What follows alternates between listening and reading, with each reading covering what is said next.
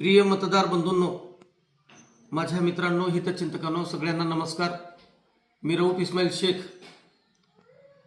गेल्या 20 वर्षापासून सातत्याने राजकीय आणि सामाजिक क्षेत्रामध्ये अविरतपणे या भागात काम करीत आहे। मी राष्ट्रवादी काँग्रेस पार्टीकडून अजितदादा गटाकडून वाढवणा पंचायत समिती गणासाठी माझ्या पत्नीची उमेदवारी अर्ज त्या ठिकाणी दाखल केलेला होता, परंतु ही जागा भारतीय जनता पार्टीला सुटल्यामुळे त्या ठिकाणी मला तिकीट मिळालेलं नाही। म्हणून जनतेच्या तुम्हा सर्वांच्या आग्रहास्तव मी माझ्या पत्नीची म्हणजे नेहा रऊफ शेख यांची उमेदवारी अर्ज अपक्ष म्हणून त्या ठिकाणी भरलेला आहे। माझ्या मायबाप जनतेंना मी विनंती करू इच्छितोय की रऊफ शेख यांची ख्याती एक विकासात्मक काम करणारा कार्यकर्ता, प्रशासनाची जाणीव असलेला एक सर्वसामान्य कुटुंबातील कार्यकर्ता म्हणून या भागात ओळख आहे। सगळ्या जाती धर्मातील लोकांना सोबत घेऊन सगळ्यांचे हित साधणारा एक कार्यकर्ता म्हणून या भागामध्ये माझी ओळख आहे, हे आपणा सर्वांना माहितीच आहे।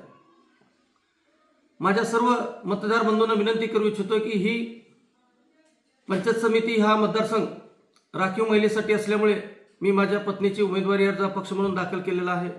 आपल्या सर्वांना मी विनंती करतोय की येणाऱ्या 5 तारखेला आपण माझ्या पाठीशी खंबीरपणे उभे राहून माझी पत्नी नेहा रऊफ शेख यांना प्रचंड बहुमताने विजयी करावं। आणि मला खात्री आहे की या भागातील जनता ही पैशाला बळी पडणारी नाही। जो माणूस काम करतो या भागामध्ये, जो माणूस सर्वसामान्य गोरगरीब कुटुंबाची कामं करतो, सर्वसामान्य माणसाच्या हिताची कामं करतो, अशा माणसाला निवडून देतात, ही मला गेल्या 20 वर्षापासून माहिती आहे।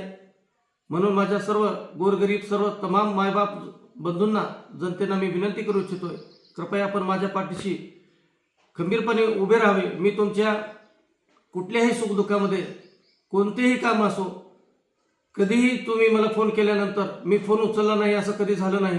म्हणून माझ्या सर्व मायबाप जनतेला विनंती आहे की तुमच्या सगळ्यांच्या अडीअडचणीमध्ये मी अर्ध्या रात्री त्या ठिकाणी धावून येईन असा मी शब्द देतो। आणि माझ्यासारख्या कुटुंबातील सर्वसामान्य कुटुंबातील कार्यकर्त्यांना आपण न्याय द्यावा आणि एका सर्वसामान्य काम करणाऱ्या कार्यकर्त्याला अपक्ष म्हणून या ठिकाणी निवडून देतात, हा पायंडा आपण या ठिकाणी वाढवणा मतदारसंघामध्ये निर्माण करूया।